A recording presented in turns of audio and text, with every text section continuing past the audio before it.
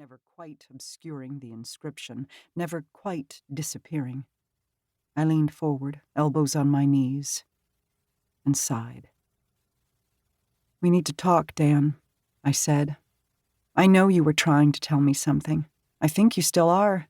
But you're going to have to spell it out. The dreams aren't enough." Silence. I tried to clear my mind and let my thoughts drift. I didn't expect a direct download from Danny, though that would have been nice. I'd have been satisfied if my subconscious burped up some fact I'd missed previously. Instead, I got one of the same scenes that played out while I slept. My husband at the end of a long, dark hallway holding out an envelope. I shook my head. "I already know about that," I said. "The spreadsheets you sent to Ian." Ian Cameron, my long-ago first love and longtime friend and mentor to the man I'd eventually married, had received several pages of information from Danny via snail mail. They'd been sent right before he died. Dan had tried to call Ian, too, in the days before he was murdered, but the two hadn't been able to connect. Ian had hung on to the spreadsheets, although, as he'd told me recently, "Without context, I can't make any sense of them." "What am I missing?" I pounded my fists on my thighs. "What?" I stopped. I'd heard a faint sound. I leaned forward again so I could see past the hedge. An indistinct shape, muffled in fog, was moving toward me. A few seconds later, a tall figure, clothed entirely in black, stepped into view and stopped beside me. "Greer, I thought I'd find you here." "Father Liam," I said. "I thought I had the whole place to myself." "Saw you from the rectory window. Figured you'd come to have a chat with our man Daniel." Father Liam Sullivan was my late husband's cousin, and of all his relatives, my favorite. Though he was 10 years older than Dan, the two had always been close, more like brothers than cousins. Handsome, charming, and bright, Liam had been a successful stockbroker.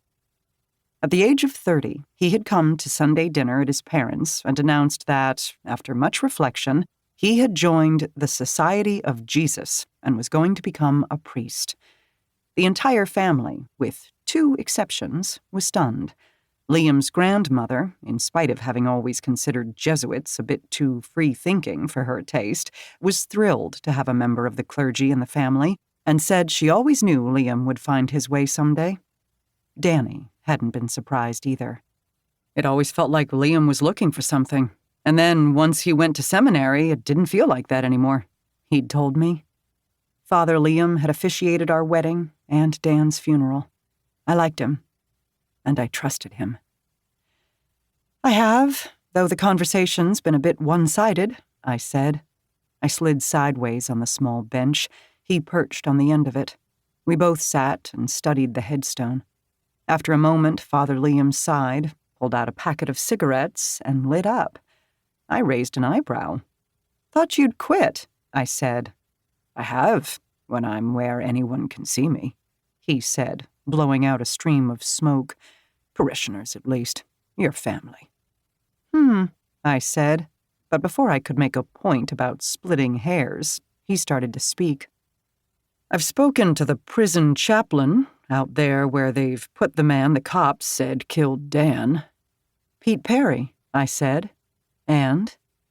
"This Perry isn't religious, and Father Andrew isn't there all the time, but he did make a point of speaking to him." I waited. Liam took a long drag on his cigarette.